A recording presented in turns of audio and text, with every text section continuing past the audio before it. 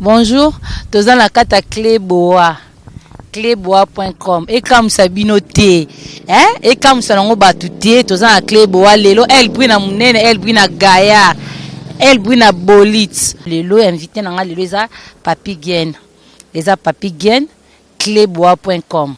De la nation, on a dit que Holandanga, hein? Elle brille na Mounene, elle brille na Gaïa, elle brille na Bolitz, hein? Na Bosanité, Don Joli Bokokie. J'ai aimé Bossika peine. Donc, naebi ke na minitio bolanda partout dans le monde. Vient Alvaro Mwanza, Tata Lopango, yaza sous locataire ti. Aza sous locataire ti. Papa na Darius Mwanza de Romo. Donc nakata lui ya Suisse na Lausanne. Naebi ke na minitio bolanda na kata Suisse. Na Bosanité ba master na ngai Joël Ndaya. Motema ya papi momanga. Motema ya papi momanga. Donc na Bosanité boss Adamo. Motema ya mama Christine. Tala kaka. Na yebi ke ba bisenga baba akeza kitoko na kata Suisse. Vient na José de Londres Sida Bilele. Motema ya Charlie Malula. Na Bosanité do baba akeza kitoko mo ya GT. Na Bosanité ma copine privée ya ngamoko ya kati Arlette Kamba leo na yambela bino Papi Gen na kata cléboa.com. Donc toko solo la nyonso ba monte ça peut Elbin passer na tuni ba question leo pe tourna nga Papi Gen ozawa pia kate Papi Gen azawa pia Arlette Kamba et Joël Ndaya et Mamundaya Papi Gen oh ya Gaillard.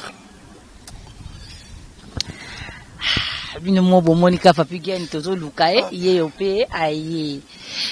Papi Gen. Et comme si oté hein? T'es comme singate déjà parce que nabi ki oza artiste hein, au salaka art, kolobeza art, auto salaka zanango grave, te saka juste art, c'est-à-dire za koloba. Koloba botama nango donc et comme singate nabi que le koloza artiste motema ya Janify Franco na bango tolba sunini donc comme singate voilà merci. Bon Papi Gen esko to yambi yo to ndoko tasko na masolo na biso to tuna question liboso Papi Gen ngina ye bananu obanda musala ndenge nini musala ya journaliste o ebanda ka ndenge nini zaka ndenge nini expliquer biso na tonto ye. Merci Elbrina Gaillard pour nous répondre déjà na question na yo. Donc là, je dis un grand merci à De la Nation, l'homme invisible et mon honorable. Je dis un grand merci à Ramadan, Ramadan Nzangi, Papi Leroy Carte illimitée, Formule Souka, Rachidine Zoubé, Oya Mombele, Balobi, Benj Ntsumbu HD, 5 collègues de l'éternel. Musala Oyo, Nabanda Yango, Ndeba Nyoso Banda, Musala Mkina Tongo, mais au moins, na Zala Bato Manda Kotala, na sepela na bango musana bango nde bande ko sala après ça m'a fait un grand plaisir na bitin batonde bosa musala pe na wo sala yango Papi Gen okotangela biso ta muntu moko to mibale oyo ngala la ta msu ngo balanda ngabeta msu Marcel Amieto na landa penza Marcel Amieto aza mutu onga journaliste aza mutu asala journalisme asala musala oyo Nalanda Batu Baza et Belé. Mais il y avait un ami qu'on était ensemble. Il s'appelle David Mombele, que je salue en passant. Yende vraiment FC Ngabino Papi Gen, tu vois, yo oza muto yo na sentir déjà que non avec toi il y a l'étoile. Tu peux développer vraiment ma solo. Alors FC Ngabino, ça se passe comment et tout FC Ngabité. Ce que y est sala ma solo tout on a yépé na apprendre ma solo après là c'était au Maroc tu es au Maroc parce que moi j'ai un CV aux Amon Moulaï parce que na tala image no mon pe na Maroc voilà donc là c'était au Maroc non moi j'ai un CV na ngezamo Moulaï na salaki tangu tokutana muninga wana to solina muninga wana to bongisi o ndenge basalaka et tout après parce que zaki boite ndenge za bolelo to la muki na tongo pan aux micro te zaki penza il faut yeba okoloba na batu nini batu fo bandi mayo tu vois il faut au sala mo le moment pour faire convaincre batu pour que les gens soient convaincus de makam oyo zoloba.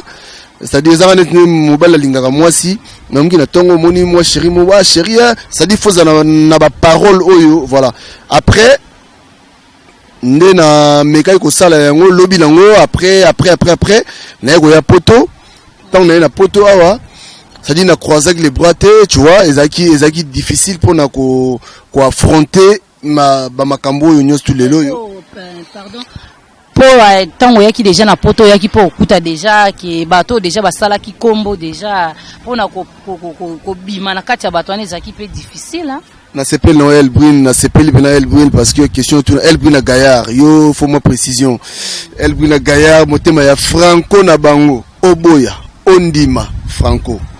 Donc nakutaki bato bele nakutaki ba ene na biso nakutaki ba camarade na biso kola ba marque Tabu, nakutaki bato lokola ba Dilondole, bato lokola ba Paul Mukenenge. Papa Kuto ebisanga lo mo abi papi gen na tara émission no trop na sepelaka na o makasi. Merci à toi Papa Mukelenge parce que on encourage ngai pe ezaka vite fait mais et salanga penza voilà donc nakuta batu. Alors musala ngo zaki musala mo ba fongola batu porte te hein pour kotaka ndenge wana te. C'est-à-dire il faut pena ba au sentir pena que no yo kembi pour yo kasi muto kwa dio ndo ko fongola porte. Mutolokola vient abisso César Ngadi o nazo saluer mutoko de la nation a refongolo porte mais après to tele makana place ana uzawana to yeba nanu to yeba ke site na nini ya liboso oyo yo sala ki le okomaki en France à part non na Maroc. Merci beaucoup Elbrine ya munene ya Gaillard site na liboso na sala en France na sala na Clébo plutôt na sala na rdcongoinfo.com c'est-à-dire sona babongo déjà na pesi petit na me libre na Maroc na pesi mbote belé na sala na Clébo plutôt na rdcongoinfo.com et pas ya vient na biso César Ngadi pa ya ba de la nation pardon na kofika wana kombo chotanga na yoka ni bokabona avec un grand respect na respectaka ya nanga wana César Ngadi parce que grâce à lui tant mususu makam mususu et comme mais azavie oyo omoni musala zalaka on travaille ensemble mais si tu vois que ça marche pas nandenge pa mabete hein so moni ki ezo marché te tant mususu mundo mutazwaka omoni wenge bazaka ensemble lelo wenge et comment wenge maison mère wenge BCBG wenge Kumbela wenge El Paris tu vois donc c'est-à-dire, ce communiqué aurait émerger quelque part ou apprendre ou senga que soit na bagi déjà de bien on a déjà na CV na poto donc CV na ça là que j'étais déjà un grand na fallu na grand local la César Ngadi local de la nation na apprenait que fait na zwa ba si te belé pe ba yebi à travers Didier Nzongo mokonzanga ba si te belé ba benga papi gen yaka ko na site na biso mais tellement ezala ndenge na ngate na tema wana na rdcongoinfo.com o lelo yo tozo benga yango Clébo donc na vie na biso vraiment ya César Ngadi vie na bien un grand prêtre je te salue vraiment tozara bien toza vraiment ça dit muna muta koma na occupation na ye donc voilà il y a pas tout singa na vie biso biso zana biso ka wana to baleki na ye donc voilà vieux ko tawte ko kufela grand frère na ye oyo saki biso tout pas si vraiment mes condoléances na toute famille Ngadi vient na biso vraiment to le laki ensemble malgré de loin na ça qui vient pour mon message voilà donc on est bien aza vient na biso tozaka bien moni musala kande sala ki no comme moi ben différence voilà papi gen to moni ko loko to telemi trop na place wana o so pesi réponse siko papi gen na tu na question moko yelinga na mtu awa na yoka ga ipa ke balubo zaka fier aux orgueilleux odingo sangana baninga ti bon boza pe na bankam na bino parce que bino pe boza na makam na bino ba ki ya bakam na bino ba internet quoi bosala ka bosangana kana baninga te oyaka te ata ba beti bale yo mona na te toujours ozaka na coin na yo point Merci à tous les internautes au Ballon d'Abisso. Pour ton information, El Brina Mounene, Papi Gen Azara fierté. C'est Papi Gen Azara fierté, moi ça Jani Fay, ndo benga boye, nagoyate et tout. Donc Papi Gen Azara fierté. Papi Gen Azara muto yo naza social, hein. C'est-à-dire na solana muto tout. Nga la pesa ka mutu valeur na ye donc naza na fierté nationale batunios tout naza candidaté na méchanté donc voilà pour nous répondre vraiment na fierté bandi quoi ozolanda bisokara Papi Gen na lobi ki azala na fierté azana e garçon mo azana simple mais batu bamuna kiki aza fier. Bon, Papi Gen to yeba na to longwe na mama amba musala tout na mama musala to longwe te to ozonga to fongoli na muke vie privée quoi to yeba kaka ke Papi Gen aza papa aza responsable to zandengeni parce que ndebo bo sala ba na bino bosala kana batu musuba mona bino kwa mboza ba voyou ba papa mususu ba pesa bino mwa valeur wana te lelo siko to yeba identité na yo yebisa mokili mobimba monde ati ba Rolanda El Brina Gaillard ayambeli bango Papi Gen. Merci El Brina Gaillard ya munene nga na bengaka je crois bato ba mona derrière moi eza mai eza sika o mamunyo so mabedi ndaka donc Papi Gen c'est un responsable. Tant na Geneviève Gen, tant na Maureen Vigen, donc on est ban ou Papi Gen aboti. Le Papi Gen est responsable, Papi Gen a engagé quelque part. Donc on n'est pas là pour t'am supona toluba makamususu mais Papi Gen aza papa. Papi Gen aza muto yo asala ba connerie penza te. Ndenge mona ndeko nanga paroles zwanga bien. Ndenge mona notre jeune frère Kelly Katenda. Ndenge mona encore na Noli Tamboulessage. Donc Papi Gen vraiment c'est un responsable oyo alandaka vraiment makambango ndenge kendaka pour quelque part déontologie pendeza na makila. Eza ndenge mabete. Parce que monique biso na bino toza batu ya TV photo la ça moi exemple moi ya bien quoi ya mo monito tunyo question wana bon toni to yeba siko na projet comme projet na yo ezanini parce que dernièrement na uta ko lando na RTNC o baki ke OK ça la chaîne na ça boye bablo mo comme si le kana na Caribou variété hein na landa ki osiko projet na yo ezanini parce que toza na poto hein. Merci El Brina Gaillard. Yo mambo na ngala kusema mambo d'abord. C'est là ici que Natal Rabino Bablo na mino so bosala kawana na za capable. Obigo salinga plaisir makasi au lieu de merci El Brina oza première fois tam susu na le kaboye ngala message tam suko ko simba ndeyo simbio na koni. Mais oza ma toute première fois tam susuna les kaboye na s'appelle d'abord na ngwa coacher déjà bon Papi Gen zam kolo yamba El Brina utuni lelo ngai no na ba question voilà donc El Brina ma mituneza yo ba réponse za ngai nde balobaka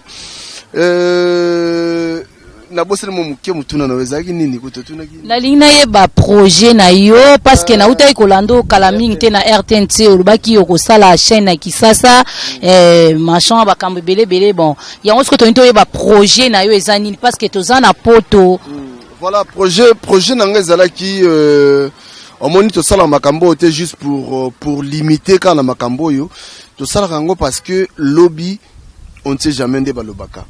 Mais mutaza but na projet penza to but to boule babimisa ngo te po nso wela ndenge zalaka mais nazala makanisi moko ya esprit ya bien na kende Kinshasa je crois balandenga na RTNC na saki 2 fois dans les cas les 13 je crois là les 20 et juillet 2014 so batali ngo na même na ba YouTube ezali na kenda qui avec un projet que il fallait qu'il chaîne moko télévision à Kinshasa.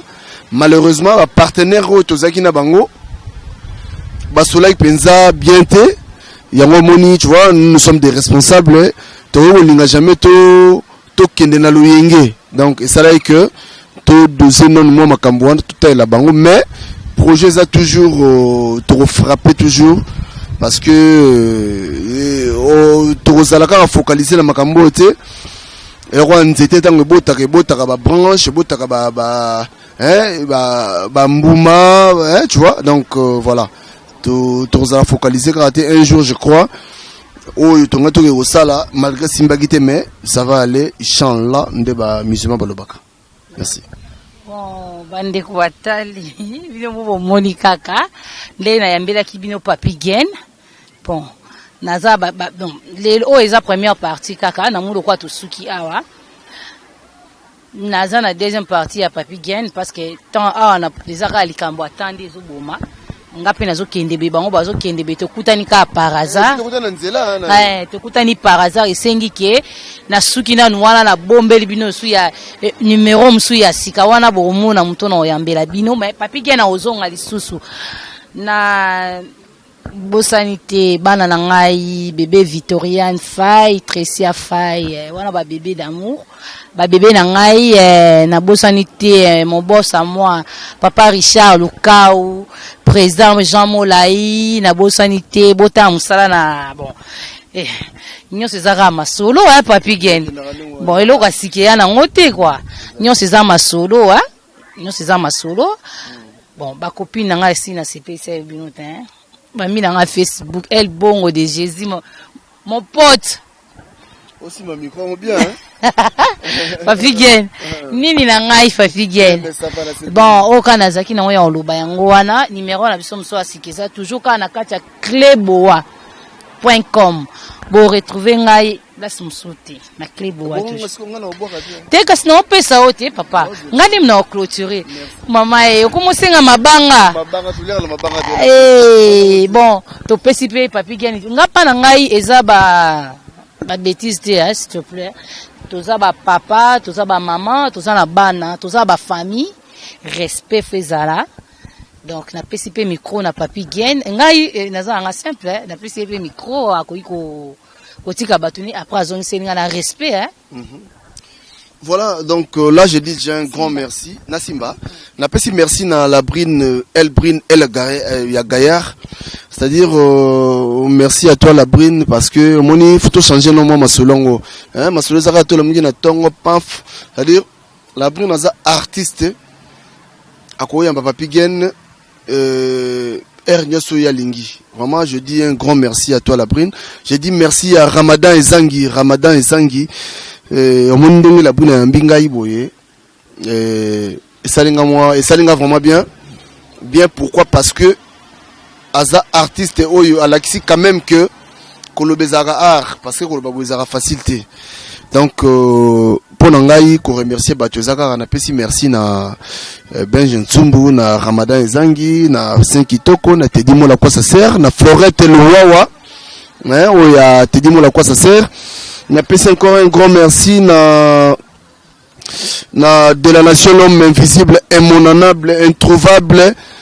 Hein, donc, on a pesi merci na Freddy Akimbe, équipe Nyoso à Kleboa, na Matika Songo, Pichu Mangayos, vraiment la petit merci na Batutu, petit absou la reine, na Lyon, vraiment tout petit merci pour Batutu. Merci à toi encore, Elbrine El Gaillard, Ndengo Yami Papigen. Je crois que Soka Boité, Oyamape ninga na biso misusu parce que yopina devoir na yonga na pesi fo yamba balinga biso misusu ba expliquer un peu ndengeni ba sala musala oyo et puis là je salue batunyo so ba sala ka musala oyo lokola ngai papi kianza na rankinte donc na pesi batu tout oyo ba sala musala oyo et puis ngala zaka mona ngaba nazamona ngaba nazali yanga ndo Lagos. Yoga nebisi boy. Mais non.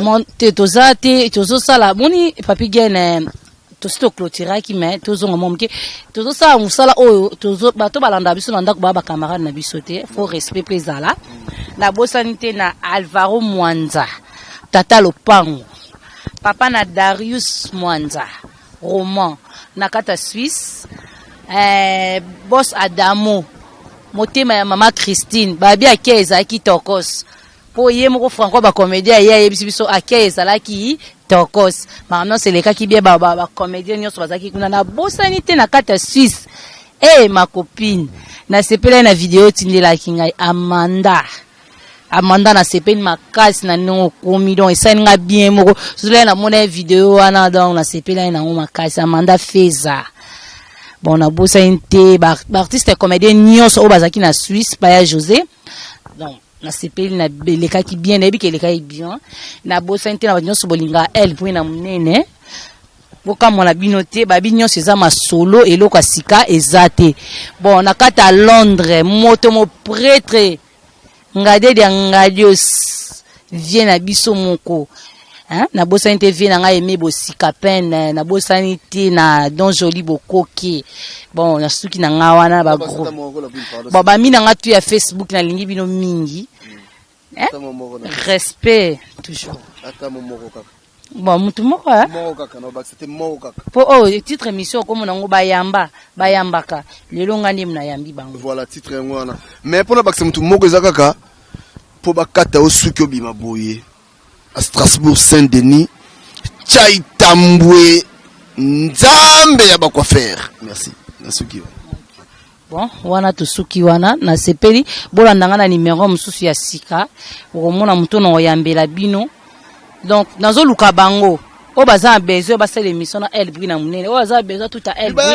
répondre ka boya ba répondre donc boke bate bokanisa te ka bino nde boyebi masona biso pe to yebi bino bien mama donc papi gen azawana numéro papi gen ezawana so boluki papi gen boya boza contact na ngai ou yo bobengi Jani 5 franco ba comédien merci allez merci ciao ciao